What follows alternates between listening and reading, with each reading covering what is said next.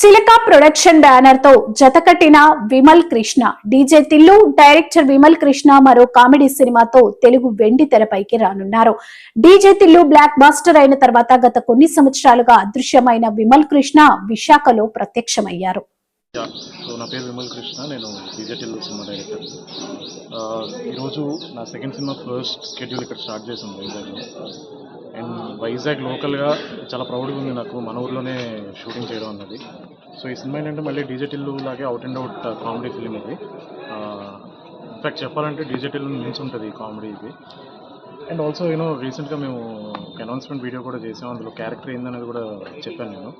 So ఇదేంటంటే మనకి జనరల్గా డే టు డే లైఫ్లో అందరికీ ఏవైతే అనుమానాలు ఉంటాయో దాన్ని బేస్ చేసుకుని ఒక క్యారెక్టర్ రాశాను ఈసారి. సో హోప్ఫుల్లీ ఇది కూడా డీజే టిల్లు కంటే పెద్ద హిట్ అవుతుందని నేను అనుకుంటున్నాను. అండ్ 100% మీ అందరి సపోర్ట్ కూడా నాకు కావాలి. అండ్ డీజే టిల్లుని మంచి హిట్ చేశారు. సో ఇది కూడా మీరు ఆదరించి నన్ను మా టీంని అందరినీ బ్లెస్ చేస్తారని నేను మనస్ఫూర్తిగా కోరుకుంటున్నాను. Thank you. డీజే టిల్లు 2కి ఇప్పటికి గ్యాప్ ఎక్కువ తీసుకున్నారు, రీజన్ ఏమన్నా సార్? స్క్రిప్ట్ వర్క్ ఏమన్నా? అంతే, మెయిన్గా ఏంటంటే నాకు క్యారెక్టర్ బేస్ సినిమాలు చేయడం ఇష్టం నాకు. సో మంచి మళ్ళీ డీజే టిల్లు రేంజ్లో రీచ్ అవ్వాలంటే క్యారెక్టర్ కొంచెం ఇంపాక్ట్ క్రియేట్ చేయాలి కదా. సో అది రావడానికి కొంచెం టైం పట్టింది అంతే, దాని తప్ప ఇంకా వేరే రీజన్ ఏమి లేదు. డీజే టిల్లు చాలా పెద్ద హిట్ అయింది, ప్రజలు కూడా మీకు మీ మీద చాలా హోప్స్ ఎక్కువ ఉన్నాయి.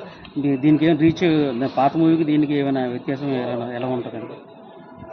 అంటే మెయిన్గా రీచ్ డెఫినెట్గా ఇది కూడా డీజే టిల్లు మించి కొంచెం ఉంటుందని అనుకుంటున్నాను నేను.